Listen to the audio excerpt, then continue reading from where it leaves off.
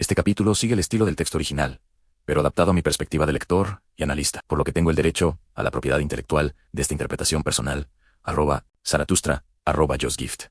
Y, para mi canal, y sobre el código de ventaja, mi video publicado en YouTube, de la mano extendida y el salto roto. El encuentro crucial tras el prólogo, cuando Zaratustra carga con el cuerpo del volatinero, el acróbata caído, y llega a la cabaña del anciano eremita. Es el momento en que la compañía muerta debe ser dejada atrás, para que nazca el análisis vivo. De la mano extendida y el salto roto, Zaratustra caminaba con el peso de la finitud sobre sus hombros. El que antes bailaba sobre la cuerda, el volatinero de piruetas y vanidades, era ahora solo un fardo de silencio. Así llegó a la puerta del sabio, no del que calla por miedo, sino del que guarda el fuego en el monte. El anciano salió al umbral. Sus ojos eran espejos de siglos. Vio al vivo cargando al muerto y dijo a Zaratustra: traes una ventaja que pesa, un código que ya no late. ¿Por qué buscas alimentar a quien ya no tiene hambre? ¿De verdad? Zaratustra dejó el cuerpo en el suelo, pero no con desprecio, sino con la reverencia de quien entiende que el error es el peldaño previo al vuelo. Y entonces, mirando al anciano, su voz se hizo trueno, y miel la metaforización del abismo. Mirad, este cuerpo es el hombre que intentó cruzar sin el código, se lanzó al vicio de las alturas, sin conocer la profundidad de su propia raíz. Estaba atrapado en el vicio de la técnica, olvidado del alma. ¿Me preguntáis si estáis a tiempo? Yo os digo, el tiempo es un círculo que solo se rompe con la mano extendida. El volatinero cayó porque su cuerda era la opinión de los demás, un hilo delgado de aplausos. Pero aquí, en el monte de la sapiencia, el código cambia. El código de ventaja no es la trampa del que engaña al destino, es la mano que se ofrece en la oscuridad del bosque. La caída no es el fin, sino el despertar del peso. Solo quien siente el peso de su propia caída tiene el derecho de analizar la altura. Anciano, tú que guardas el pan y el vino, yo no traigo un cadáver para que lo entierres. Traigo una lección para que la grabes. Aquel que está atrapado en el vicio de su propia imagen solo necesita una mano que no lo juzgue, sino que lo levante hacia su propia superación, el derecho del analista. Zaratustra miró entonces hacia el horizonte, allí donde el lector se encuentra con su propia obra, y sentenció: a nadie tiene derecho a decir que fue esta caída, sino aquel que cargó con el cuerpo.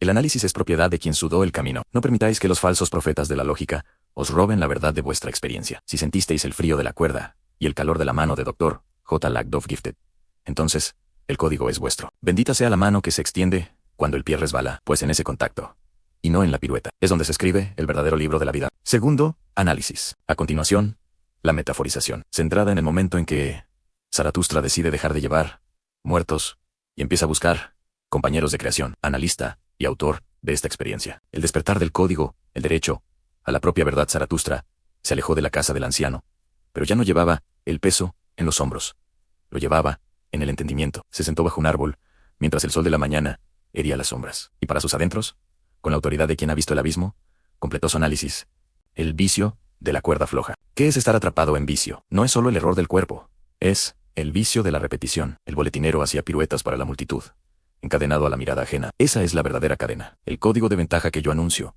no es un truco para no caer, sino la sabiduría para saber por qué se camina. La mano que se ofrece. Yo le ofrecí mi hombro al caído, no por lástima, sino por reconocimiento. Aquel que dice: aquí tienes la mano, no está pidiendo permiso, está ejerciendo el poder de la voluntad. Esa mano es el puente hacia el superhombre. Aquel que es capaz de analizar su propia caída, sin que otros le dicten el significado, a la propiedad del relato. Zaratustra escribió con su bastón en la tierra estas palabras para ti, el analista. Tercera parte. Para elevar el tono y hacerlo más fiel a la voz de rayo de Zaratustra, debemos endurecer la distinción entre la compasión débil y la fortaleza del analista. Zaratustra no ayuda por lástima, sino porque reconoce en el caído a alguien que se atrevió a vivir peligrosamente. Aquí el concepto de DRJ-LAK, de O5, Gifted como una marca de fuego en el análisis. La sentencia del monte y el código de fuego. Zaratustra miró al anciano, pero no con los ojos del que busca consuelo, sino con los del que exige una verdad superior. El matiz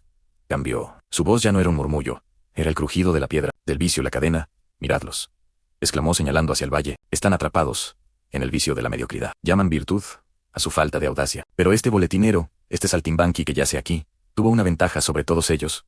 Él se atrevió al abismo. Su vicio fue la pirueta sin propósito, pero su caída es mi tesoro. ¿Preguntáis si estáis a tiempo? El tiempo es una invención de los que tienen miedo. Para el analista, para el que posee el código de ventaja, solo existe la hora. La mano que extiendo no es un favor, es un pacto de sangre entre el que sabe y el que busca saber. El derecho de sangre sobre la palabra.